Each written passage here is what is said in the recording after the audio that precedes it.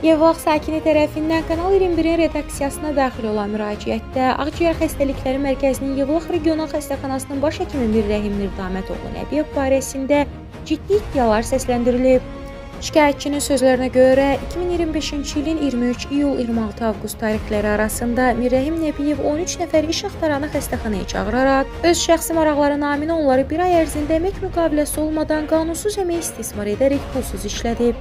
Həmin şəxslər xəstəxananın müxtəlif bölmələrində, arxivdə, qeydiyyatda və digər sahələrdə çalışıblar. Müraciətdə qeyd olunur ki, baş həkim həmin şəxslərə ən yaxşı işçilərin gələcəkdə xəstəxanada vakansiyalar üzrə işlə təmin olunacağına söz verib.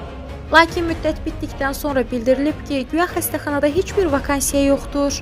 Şikayətçi onu da qeyd edir ki, əgər vakansiya yox idisə, o zaman 13 nəfəri niyə bir ay ərzində qul kimi işlədirdi?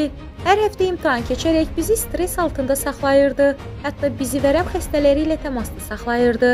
Görünür, məqsədi xəstələrin sayını artırmaq idi deyə o açıqlamasında bildirib. O həmçinin bildirir ki, həmin dövrdə bəzi işçilər qeyri-qanuni vəzifə dəyişiklikləri ilə məşğul olublar.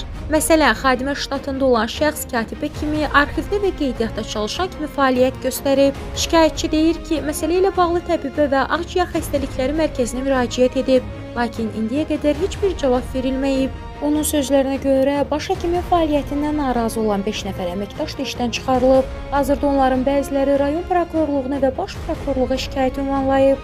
Ümid edirik ki, aidiyyəti qurumlar Mirrəhim Nəbiyev barəsində hüquqi tədbir görəcəklər.